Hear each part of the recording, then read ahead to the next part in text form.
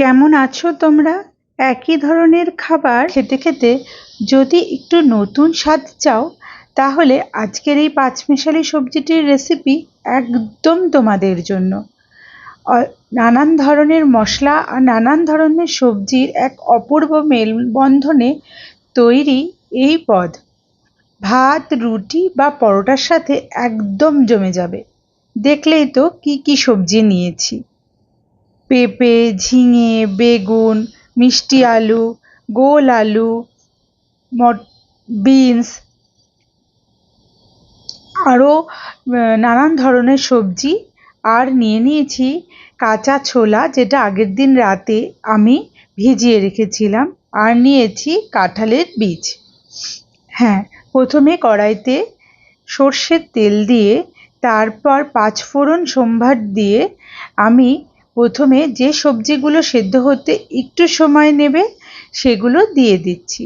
যেমন পেঁপে, মিষ্টি আলু, গোল আলু, পটল, এগুলো নুন হলুদ দিয়ে একটু ভাজা ভাজা করে ঢেকে দিয়েছি। এর মধ্যে আমি একসাথে ছোলা আর কাঁঠালের বীজটাও দিয়েছি, যাতে এ দুটো উপাদানও সেদ্ধ হয়ে যায়।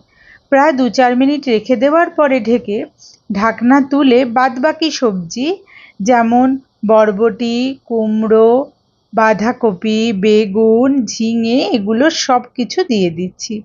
আর দিচ্ছি আদা বাটা, জিরের গুঁড়ো, ধনের গুঁড়ো, নুন, হলুদ, আর দিয়েছি রঙের জন্য কাশ্মীরি লঙ্কার গুঁড়ো। এটা চাইলে তোমরা স্কিপও করতে পারো, কারণ পরে এখানে কাঁচা লঙ্কা আমি যোগ করব।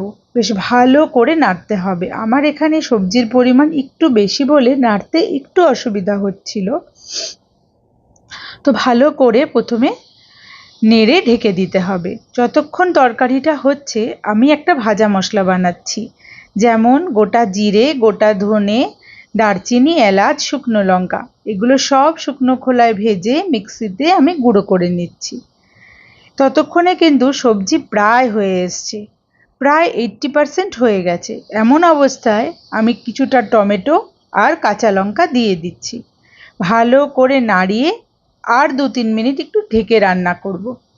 তারপর ঢাকাটা খুলে আমি ভেজে রাখা মশলাটা, যেটা মিক্সিং গ্রাইন্ডারে আমি গুঁড়ো করে নিয়েছি, সেটা আমি দিয়ে দিচ্ছি এই মশলার মধ্যে।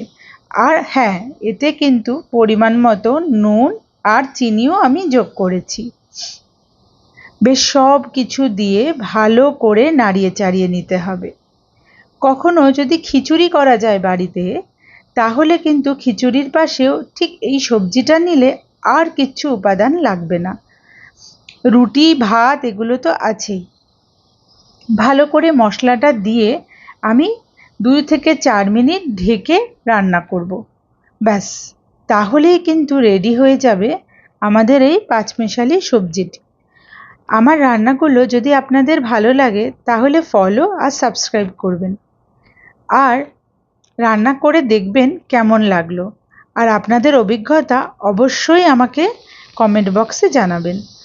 আমি নামানোর আগে একটু আটার গুঁড়ো দিয়ে দিয়েছি, যাতে ওই ঝিঙে বা অন্যান্য সবজি থেকে যে জলটা বেরোয়, সেটা বেরোলেও এই আটার গুঁড়োর জন্য টেনে যাবে।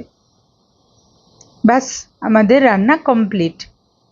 তোমরা অবশ্যই বাড়িতে করবে আর আমাকে কিন্তু জানাবে।